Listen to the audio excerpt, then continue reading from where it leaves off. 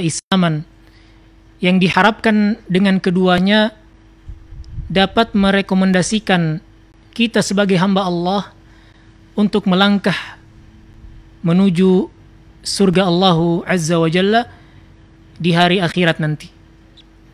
Salawat serta salam semoga senantiasa tercurahkan dan terlimpahkan kepada suri tauladan kita, baginda agung Nabiullah Muhammad sallallahu alaihi wasallam, juga kepada kerabat beliau, sahabat beliau, serta orang-orang yang senantiasa meniti tuntunan beliau hingga akhir zaman nanti. Ma'asyiral muslimin, ikhwani fid din, azzani Allah wa iyyakum, para pemirsa yang senantiasa dimuliakan Allah Azza wa Jalla dimanapun Anda berada. Ada sebuah nilai yang selayaknya kita sebagai seorang muslim, terkhusus kepada orang-orang yang mengklaim bahwa dirinya meniti jalan dan tuntunan baginda Rasul sallallahu alaihi wasallam, yang harus kita junjung tinggi. Nilai yang tidak lepas dari agama. Nilai-nilai yang senantiasa dibahas, dikaji, serta diajarkan oleh para ahli ilmu dari masa ke masa di kitab-kitab mereka rahimahumullahu jami'an. Nilai tersebut adalah adab serta akhlak. Adab dan akhlak adalah salah satu konten serta konsep yang dijunjung tinggi dalam agama Islam, yang sehingga sering kita dengar bahwa Islam itu meliputi 3 hal.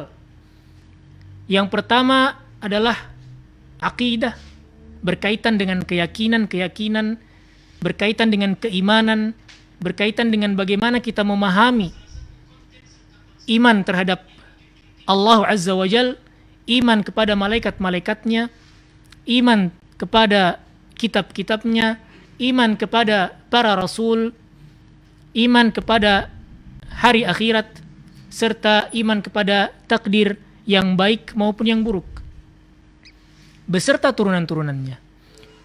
Kemudian pembahasan yang kedua dalam sebuah konsep keislaman, yaitu tentang syariah, yang berkaitan erat dengan hukum halal dan haram, berkaitan dengan hukum-hukum ibadah, berkaitan dengan hukum-hukum jual beli, berkaitan dengan hukum-hukum peradilan Islam, berkaitan dengan hukum-hukum pernikahan, dan seterusnya. Kemudian pembahasan atau poin yang ketiga yang sering dibahas oleh para ahli ilmu tidak lepas adalah satu nilai yang akan kita bahas pada kesempatan kali ini biidznillah ta'ala, yaitu tentang adab serta akhlak. Ma'asyiral muslimin wal muslimat, ikhwani fid din, azzani Allah wa iyyakum, para pemirsa, saudara-saudari dimanapun Anda berada, yang senantiasa dikasihi dan dimuliakan oleh Allah Azza wa Jalla. Adab serta akhlak adalah suatu nilai yang tidak bisa kita lepas dari seorang muslim.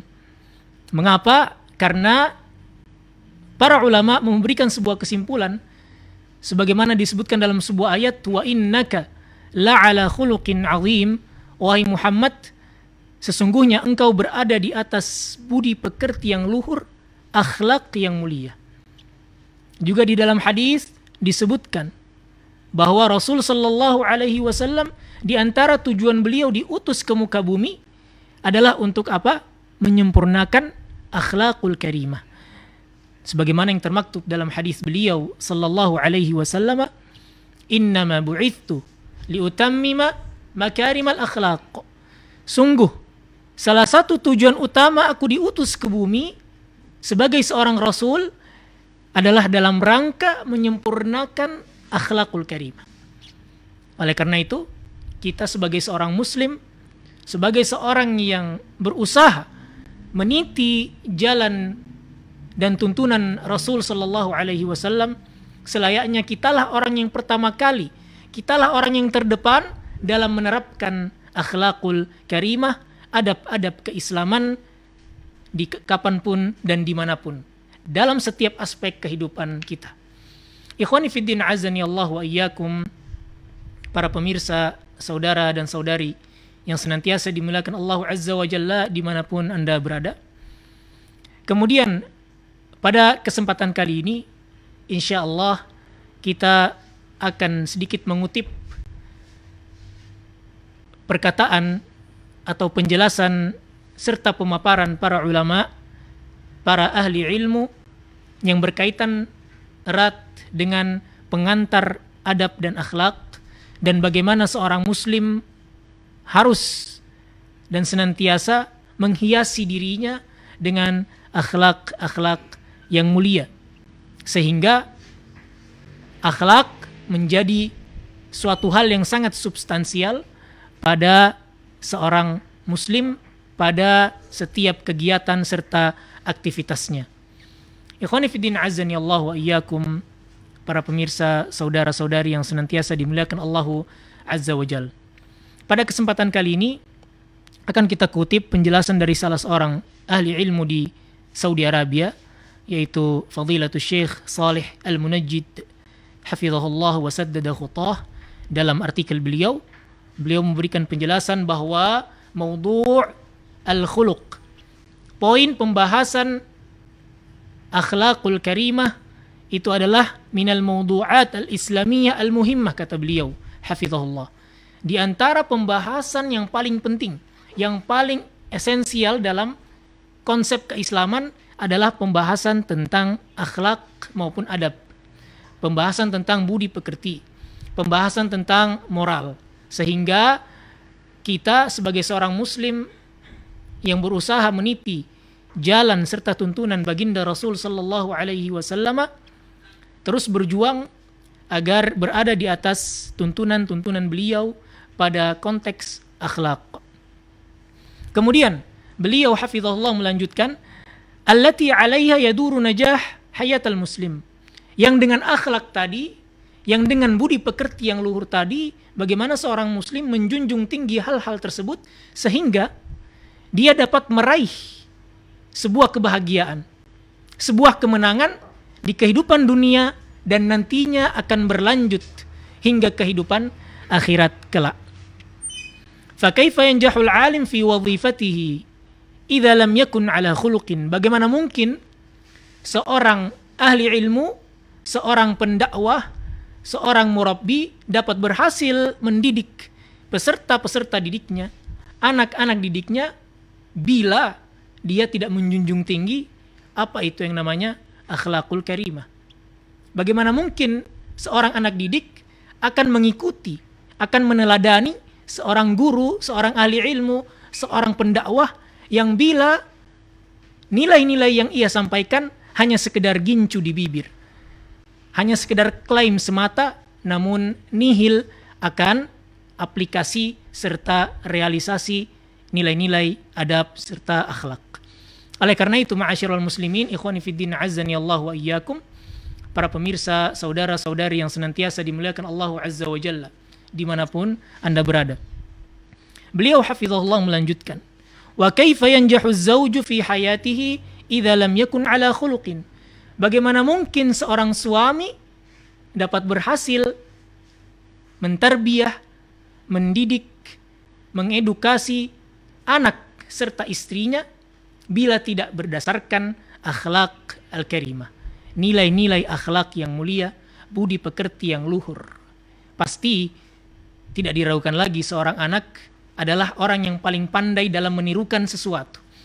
Apa yang ia saksikan dari tingkah laku kedua orang tuanya, apa yang ia lihat dari tindak tanduk kedua orang tuanya, itu yang akan merekam atau itu yang akan terekam pada otak dan psikisnya, sehingga itulah yang akan teraplikasikan pada setiap langkah kehidupannya. Oleh karena itu, seorang bapak ataupun ibu, ayah maupun bunda, dimanapun Anda berada, junjung tinggilah sebuah nilai akhlak. Mari sama-sama kita belajar, mari sama-sama terus kita kembangkan pengetahuan serta keilmuan kita dalam masalah akhlak, terlebih bagaimana cara-cara dan metode kita dalam mendidik, mentarbiyah anak anak kita. Karena ini adalah menjadi salah satu dasar atau prinsip Islam yang dimana Allah Azza wa Jalla berfirman, "Qu anfusakum wa ahlikum nara." Jagalah wahai orang-orang yang beriman anak istrimu beserta dirimu. Mengapa? Karena itulah lingkup yang paling kecil yang harus kita didik, yang harus kita jaga. Jangan kita menjadi orang yang hebat di luar rumah, bagaikan singa. Namun ketika kita balik ke rumah, kita bagaikan orang yang tak mengerti sama sekali tentang nilai-nilai tarbiyah terhadap anak istri kita. Oleh karena itu, ma'asyiral muslimin, a'azzani Allah wa iyyakum, kita lanjutkan ungkapan beliau. Wa kaifa yanjahu ad-da'iyatu fi hayatihi idza lam yakun ala khuluqin. Bagaimana mungkin seorang dai pendakwa bisa berhasil dalam menyampaikan keilmuannya, dalam memberikan edukasi di tengah masyarakat bila dia jauh dari akhlakul karimah. Oleh karena itu, satu pesan dari Allah Azza wa Jalla yang dipesankan kepada baginda Rasul sallallahu alaihi wasallam, walau kunta faddan ghalidhal qalbi lan faddu min haulik. Wahai Muhammad, kalau seandainya engkau adalah orang yang keras hatinya, kasar tindakannya, tajam ucapannya, sehingga membuat orang-orang yang ada di sekitarmu niscaya akan meninggalkanmu. Mengapa? Karena Rasul Shallallahu Alaihi Wasallam bukanlah orang yang seperti itu, melainkan beliau, baginda Rasul Shallallahu Alaihi Wasallam, adalah orang yang sangat menerapkan nilai-nilai budi pekerti serta akhlakul karimah sebagai seorang Rasul, sebagai seorang pemimpin negara, sebagai seorang penggembala, sebagai seorang da'i, sebagai seorang kepala rumah tangga dan seterusnya. Beliau adalah satu-satunya manusia yang paling memiliki budi pekerti yang luhur, manusia yang paling memiliki akhlakul karimah. Oleh karena itu, bagi Anda siapa saja hafizakallah yang mengklaim bahwa Anda adalah orang yang mengikuti, meniti sunnah-sunnah Nabi Muhammad sallallahu alaihi wasallam, meniti jalan as-salafus salih, maka ketahuilah bahwa sesungguhnya di antara prinsip as-salafus salih, ahlus sunnati wal jamaah, adalah menerapkan prinsip serta konsep-konsep akhlakul karimah pada tatanan kehidupan Anda. Barakallahu fikum, ikhwani fid din, a'azzani Allahu wa iyyakum. Para pemirsa, saudara-saudari yang senantiasa dimuliakan Allah Azza wa Jalla dimanapun Anda berada. Kemudian kita lanjutkan pemaparan beliau. Wa kaifa yanjahul akh ma ikhwanihi idza lam yakun ala khuluqin. Bagaimana mungkin seorang kakak atau saudara berhasil, bisa sukses dalam memberikan tarbiyah, dalam memberikan edukasi kepada adiknya, kakaknya, bapak, istri, kakek, nenek, cucu dan seterusnya dalam lingkup kerabat, bila dia tidak memiliki akhlakul karimah, bila dia tidak menerapkan apa yang namanya adab-adab yang mulia.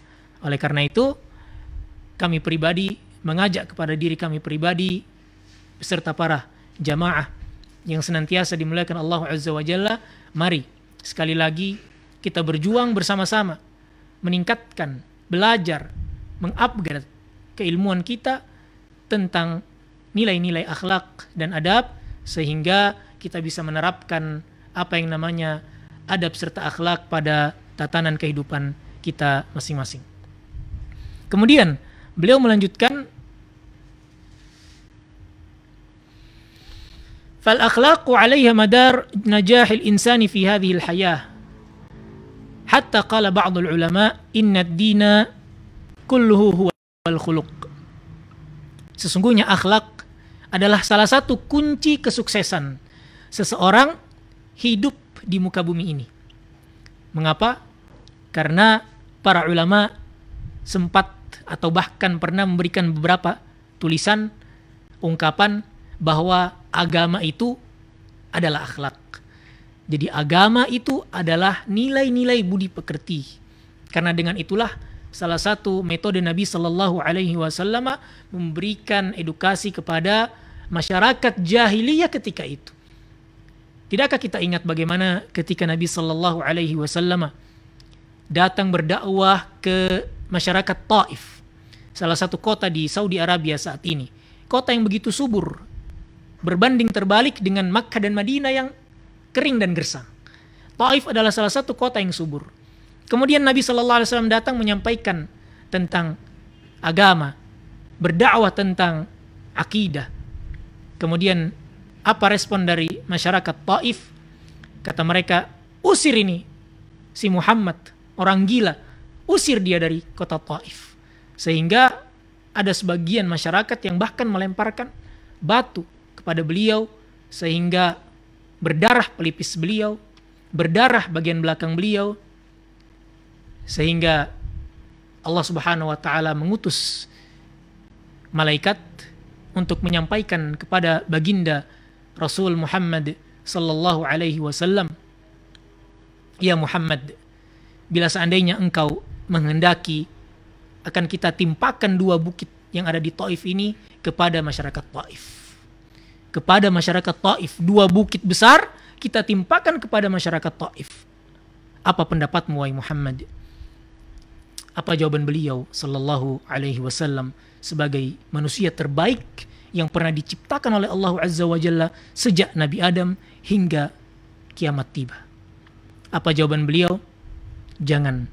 Fa innahum qaumun la ya'lamun. Jangan, sekali-kali jangan.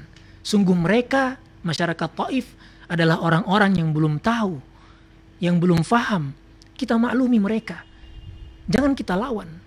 Sehingga ini adalah menjadi satu pelajaran ibrah buat kita semua. Sebagai orang-orang yang mengklaim kita di atas sunnah, di atas manhaj as-salaf, di atas tuntunan baginda Rasul sallallahu alaihi wasallam. Ayo sama-sama kita terapkan metode yang diterapkan oleh baginda Rasul sallallahu alaihi wasallam. Sungguh mulia akhlak beliau.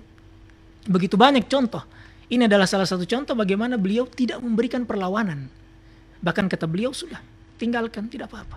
Bahkan beliau di akhir sebelum meninggalkan kota Taif berdoa, ya Allah, jadikanlah dari anak keturunan mereka nanti orang-orang yang menyembahmu dan orang-orang yang beribadah kepadamu. Sehingga kita ketahui di zaman ini begitu banyak ahli ilmu datang dari kota Taif. Bahkan halakat-halakat ilmu, halakat-halakat hafalan itu bertaburan di kota Taif. Bahkan sampai halakah khusus orang-orang yang tunanetra, tunawicara, semuanya ada di sana. Ini adalah salah satu bentuk keberkahan dari doa baginda Rasul sallallahu alaihi wasallam. Coba kita bayangkan bila seandainya kita yang ada di posisi Rasul sallallahu alaihi wasallam, apa yang akan kita lakukan? Ambil batu, balas lempar, timpakan saja wahai malaikat 2 bukit tersebut kepada masyarakat Taif. Biar mereka tahu rasa, biar mereka tobat dan seterusnya. Tapi baginda Rasul sallallahu alaihi wasallam tidak. Kata beliau, jangan, sesungguhnya masyarakat Taif adalah orang-orang yang belum faham, orang-orang yang belum tahu, sehingga kita lah yang harus mengalah. Ma'asyiral muslimin, ikhwani fid din, azani Allah wa iyyakum, para pemirsa, saudara-saudari yang senantiasa dimuliakan Allah Azza wa Jalla dimanapun Anda berada. Kemudian muncul sebuah pertanyaan. Wahai Ustadz, itu kan cerita yang telah berlalu sekitar 1400 tahun yang lalu. Itu kan ketika Nabi Shallallahu Alaihi Wasallam dalam kondisi lemah. Apa iya orang kondisi lemah bisa memberikan sebuah balasan? Baik, kita tarik sedikit sejarah maupun cerita yang lebih menarik. Di mana ketika Rasul Shallallahu Alaihi Wasallam memiliki kekuatan penuh penaklukan kota Makkah. Dalam penaklukan kota Makkah, baginda Rasul Shallallahu Alaihi Wasallam berjalan bersama sekitar puluhan ribu pasukan kaum muslimin, sehingga sampai di gerbang kota Makkah dan sebagian pasukan telah mendekati Ka'bah Baitullah Al-Haram. Semua kaum kafir Quraisy berhamburan. Sehingga apa kata Nabi Shallallahu Alaihi Wasallam? Bila seandainya beliau ingin memberikan balasan yang dahulu beliau dapatkan, gangguan, siksaan dari kaum kafir Quraisy ketika beliau masih memulai dakwanya di kota Makkah, niscaya beliau orang yang paling mampu untuk memberikan balasan. Namun lagi-lagi, innaka la'ala khuluqin azim ya Rasulullah. Sungguhnya engkau berada di atas akhlak yang mulia wahai Rasulullah. Apa kata beliau? Barang siapa yang masuk ke dalam rumahnya aman. Barang siapa yang masuk ke dalam rumah Abu Sufyan, aman. Barang siapa yang berlindung di masjid Baitullah Al-Haram, Ka'bah, aman. Ya subhanallah, akhlak apakah ini ya Rasulullah? Budi pekerti apakah ini ya Habiballah? Dapatkah kita menemukan akhlak-akhlak yang semisal di masa-masa kini ya Rasulullah? Semoga Allah subhanahu wa ta'ala senantiasa memberikan keistiqomahan kepada kita. Beliau memberikan ketentuan, siapa yang masuk ke rumahnya untuk berlindung dari pasukan kaum muslimin, aman. Siapa yang masuk ke rumahnya Abu Sufyan, aman. Siapa yang berlindung di Ka'bah Baitullah Al-Haram, aman. Tidak satupun beliau melukai kaum kafir Quraisy. Bayangkan, ikhwani fiddin azani Allah wa iyyakum. Ini adalah seorang rasul, seorang utusan yang menjadi panutan kita bersama, yang sangat sempurna serta paripurna akhlak beliau. Lantas, apakah kita yang mengklaim bahwa kita berada di atas tuntunan beliau, di atas manhaj beliau, ingin meniti dan meniru akhlak beliau, ataukah kita masih jauh dari akhlak beliau? Oleh karena itu, mari senantiasa kita berjuang, senantiasa kita belajar meningkatkan kualitas adab serta akhlak kita, sehingga kita bisa bersosial, berinteraksi di tengah masyarakat kita, terkhusus masyarakat kaum muslimin, dengan adab serta akhlak yang lebih jauh mulia dibanding saat ini. Ikhwani fiddin azani Allah wa iyyakum. Kemudian beliau melanjutkan, Syekh Shalih Al-Munajjid hafizahullah, wa nahnu na'ishu azmat akhlaqin fi waqi'ina, dan kita saat ini hidup di suatu masa yang jauh dari akhlakul karimah. Beliau berbicara tentang sebuah fakta dan realita, bukan sekedar tuduhan, namun itulah fakta, itulah realita yang kita saksikan di masa saat ini. Bahkan seorang muslim saat ini tidak mulai lagi bersapa dengan saudaranya yang muslim. Seorang yang mengklaim di atas tuntunan baginda Rasul sallallahu alaihi wasallam, mengkaji akidah, mengkaji manhaj as-salafus salih, namun ketika berjumpa dengan saudaranya yang muslim, acuh tak acuh, apatis, tidak mau memberikan salam, apalagi menjawab salam. Wallahul musta'an. Oleh karena itu, mari senantiasa kita menjunjung tinggi nilai-nilai adab maupun akhlak pada tatanan serta aspek kehidupan kita sehari-hari. Sawa'an ala mustawal alaqati zawjiyah, dan minimnya nilai-nilai akhlak maupun adab ini, kata beliau, sampai pada tatanan hubungan keluarga, antara ayah dengan ibu, antara ayah dengan anak, antara seorang ibu dengan anaknya, dan seterusnya.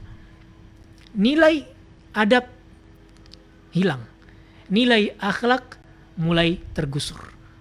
Kemudian beliau melanjutkan hafizahullah, awil musallina fil masajid, atau bahkan terkadang kata beliau nilai-nilai adab serta akhlak itu hilang di kalangan jamaah salat, antara jamaah yang satu dengan jamaah yang lainnya. Bentrok, konflik antara jamaah yang salat di masjid. Mana adab? Mana akhlakul karimah? Kata beliau. Kemudian beliau melanjutkan awit tullab wal mudarrisin, atau bahkan sampai pada tatanan santri dengan gurunya. Seorang talibul ilmi yang mengaku berjalan di atas ilmu dengan gurunya, ketika melihat satu dua kesalahan pada seorang guru, tidak mau mengklarifikasi, tidak mau cek dan recheck, tidak mau tabayun serta tasabut, tiba-tiba mengeluarkan statement, Ustadz Fulan berbahaya. Mana adab? Mana akhlak ya ikhwatal Islam? Yang dimana Allah Subhanahu wa taala memberikan pesan, "Idza ja'akum fasiqun binaba'in fatabayyanu ay fatathabbatu," kata ahli tafsir. Jika datang suatu kabar kepada antum, kepada Anda sekalian, maka cara pertama sebagai seorang muslim yang harus Anda lakukan adalah cross check. Bukan menyimpulkan secara subjektif, secara sepihak, sehingga akan berpotensi munculnya su'udzan. Su'udzan adalah bagian dari penyakit hati. su'udzan adalah bagian dari noda-noda kejiwaan. Sehingga baginda Rasul sallallahu alaihi wasallam memberikan sebuah pesan, "Iyyakum wadh-dhanna, fa inna adh-dhanna akdzabul hadits." Berhati-hatilah dari su'udzan. Karena sesungguhnya su'udzan itu adalah salah satu dari kedustaan yang paling dusta. Bayangkan, kedustaan yang paling dusta. Allahul musta'an. Namun justru kita lihat saat ini, subhanallah, justru hal tersebut yang selalu dikedepankan sebelum adanya cross check, klarifikasi, tabayyun, serta tatsabbut. Wallahul musta'an. Kemudian beliau melanjutkan, awil muwazzaf wal muraji'in, dengan bosnya yang sama-sama bekerja pada suatu tetangga satu dengan tetangga yang lainnya. Padahal tetangga adalah sebuah amanah dari Allah Azza wa Jalla, sehingga kata Rasul sallallahu alaihi wasallam, hatta dhanantu annahu sayuwarithuhu. Dahulu aku mengira, saking banyaknya hadis-hadis yang menerangkan, wahyu dari Allah yang menerangkan pentingnya menjaga adab-adab bertetangga, sampai kata Rasul, saya mengira tetangga itu bakal mendapatkan warisan. Mengapa? Karena Allah Azza wa Jalla melalui lisan Rasulnya menjaga adab-adab bertetangga. Senantiasa menganjurkan untuk menjaga adab-adab bertetangga. Kemudian kata beliau, bal baina talabatil ilmi wal ulama, bahkan sampai pada tataran ahli ilmu. Bayangkan ikhwani fiddin azani Allah wa iyyakum. Jangankan kita yang bukan ahli ilmu. Ahli ilmu saja berpotensi. Mengapa? Karena manusia. Itulah manusia yang memiliki hati yang terkadang hatinya berbolak-balik. Terkadang positif, terkadang negatif. Terkadang ke utara, terkadang ke selatan. Terkadang ke barat, terkadang ke timur. Itulah manusia. Namun, sebagai manusia, jangan jadikan itu adalah alasan. Sehingga kita senantiasa menyalahkan. Terkesan menyalahkan sebuah takdir. Kita kan manusia, Ustaz. Kita kan orang yang tempatnya luput dan alpa. Ya wajarlah kita suudzon. Namun Islam menjunjung tinggi tentang nilai-nilai adab, sehingga kita sebagai seorang muslim terkhusus yang mengklaim berjalan di atas ilmu seharusnya lebih layak, lebih terdepan dalam mencerminkan nilai-nilai adab serta akhlak. Ikhwani fiddin azani Allah wa iyyakum, para pemirsa, saudara dan saudari yang senantiasa dimuliakan Allah Azza wa Jalla dimanapun Anda berada. Kemudian beliau melanjutkan, wa hadza mimma yu'akkadu ahammiyatu turuqi hadzal mawdu'. Dan fenomena inilah, kata beliau, yang menjadikan saya, Anda semuanya, dan seluruh kita yang ada di muka bumi ini, terlebih orang-orang muslim yang mengklaim berjalan di atas tuntunan baginda Rasul sallallahu alaihi wasallam untuk senantiasa menggalakkan kajian-kajian adab, kajian-kajian akhlak, sehingga balancing, seimbang antara pembelajaran kita terhadap akidah, pembelajaran kita tentang halal dan haram, serta pembelajaran kita tentang adab dan akhlak. Ikhwani fiddin azani Allahu wa iyyakum. Kemudian beliau melanjutkan sedikit tentang apa sebenarnya definisi serta pengertian akhlak. Kata beliau, ammal khuluqu fal khaliqatu hiya at-tabi'ah. Khuluq atau akhlak itu asal usulnya bermakna tabi'ah, yaitu sebuah pembawaan karakter seseorang yang dimana karakter itu mencerminkan tingkah lakunya, sehingga orang dapat melihat, oh si A itu memiliki karakter penyabar, si B itu orangnya temperamen, si C itu orangnya lemah lembut, si D itu orangnya memiliki tutur kata yang sopan, tutur kata yang santun, tidak mudah mencela, membuli dan seterusnya. Itu adalah akhlak.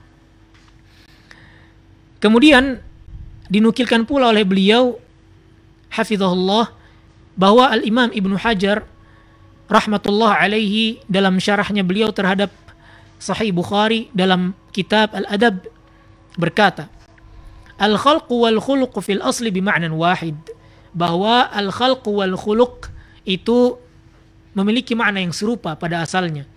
Namun setelah itu terjadi sebuah pergeseran makna sehingga al-khalqu itu lebih kepada bentuk fisik, sedangkan al-khuluqu itu lebih bermakna kepada sesuatu yang abstrak, yaitu akhlak.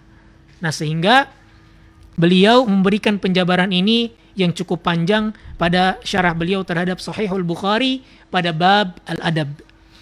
Kemudian pembahasan yang mungkin dengannya akan kita tutup kajian pada kesempatan kali ini, beliau ingin mengangkat satu poin penting bahwa ta'alluq mawdu'il akhlaq bimanhaj ahli sunnati wal jama'ati was salaf.